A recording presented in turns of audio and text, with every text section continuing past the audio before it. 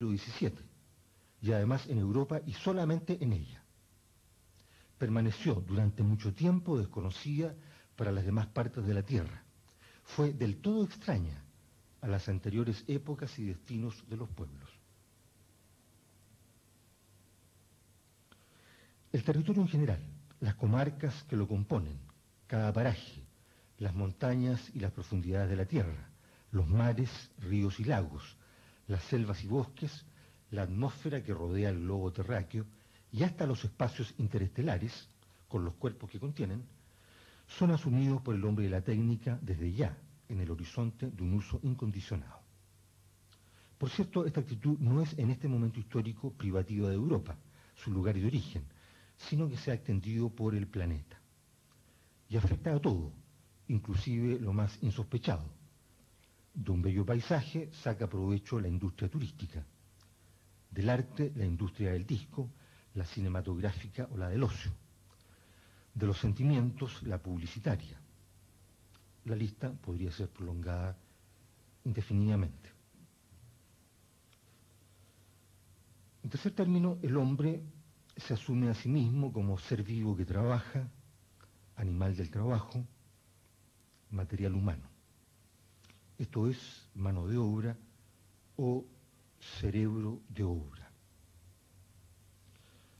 En su ensayo ¿Para qué poetas?, Heidegger agrega que en cierto modo la realidad natural y el hombre quedan emparejados, por lo que él llama la voluntad de la voluntad, en torno a su proyecto de dominio incondicionado respecto de todo lo que hay.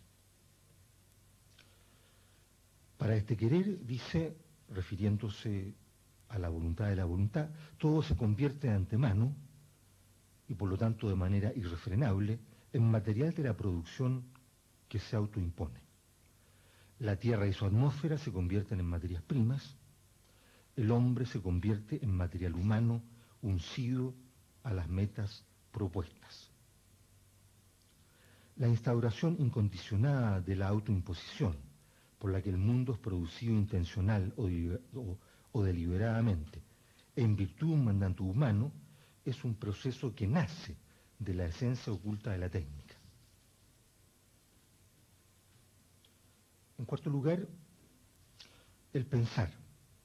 El pensar que impera en nuestra época es el computante o calculante, que pretende erigirse como el único modo de pensar digno de ser tomado en serio, desplazando a todos los demás, en especial al pensar meditativo, el que procura desembozar el sentido íncito en el acontecer. Advierte Heidegger que no debemos entender el término calcular en el sentido estrecho de operar con números. Calcular en sentido amplio y esencial significa para él esperar una cosa, tenerla en consideración, contar con algo, poner nuestra expectativa en ello. De este modo, agrega, refiriéndose a la ciencia moderna, toda objetivación de lo real es calcular, ya sea persiguiendo los efectos de las causas, que aclara causalmente, ya haciéndose imágenes morfológicamente sobre los objetos, ya asegurando en sus fundamentos consecuencias de conexiones de secuencia y de orden. Comentando estas ideas, Jean Beaufret indica que aun cuando el saber científico moderno no culmina en un cálculo en el sentido matemático del término, de todos modos, en dicho cálculo impone su yugo el reino exclusivo precisamente del cálculo, con mayor rigor aún, por cuanto ya no necesita siquiera usar el número. Ante su objeto, la única salida que tiene la ciencia es calcular algo de una manera u otra. El pensamiento que calcula, dice Heidegger, se rige por el esquema sí, entonces. El cálculo matemático, por su parte, no es más que una restricción ideal del espíritu de cálculo que sostiene de cabo a rabo a la empresa científica.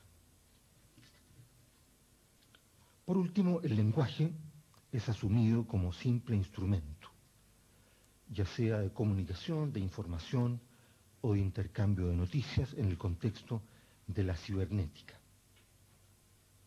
Refiriéndose al decisivo concepto de información, señala Heidegger: Información indica, por un lado, el dar noticia de, que pone al corriente al hombre actual del modo más rápido, más completo, menos ambiguo y más provechoso posible, sobre la manera en que sus necesidades, los fondos que éstas necesitan y la cobertura de estos quedan emplazados con seguridad. De acuerdo con ello, la representación del lenguaje humano como instrumento de información se impone cada vez más, pues la determinación del lenguaje como información proporciona en primer lugar y ante todo el fundamento suficiente para la construcción de máquinas de pensar y para la edificación de grandes centros de cálculo. En la medida, sin embargo, en que la información informa, es decir, da noticias, al mismo tiempo forma, es decir, impone y dispone. La información, en cuanto da noticia de, es ya también la imposición que pone al hombre, a todos los objetos y a todos los recursos de una forma que basta para asegurar el dominio del hombre sobre la totalidad de la Tierra e incluso fuera de este planeta. Gracias.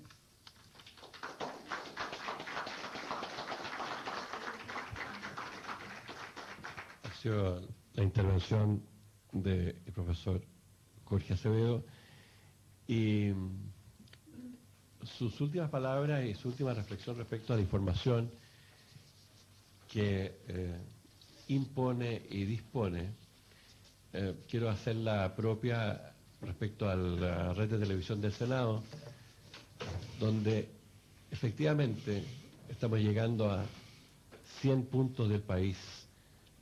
Hay una audiencia estimada en 180.000 personas que han escuchado a los dos profesores en sus exposiciones.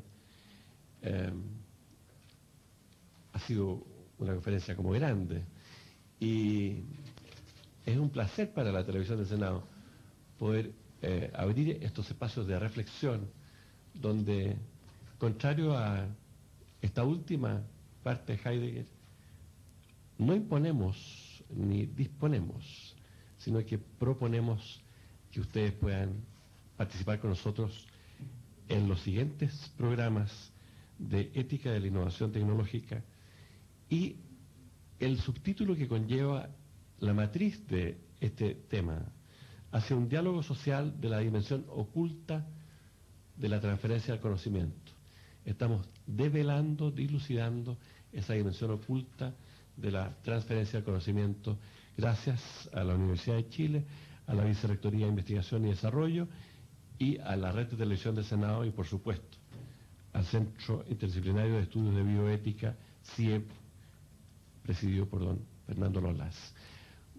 Vamos a terminar este programa para dejarlos invitados al segundo de ellos, que tendrá pronta emisión por nuestras pantallas, y nos acompañará doña Ana María Preller y don José Manuel Cousiño.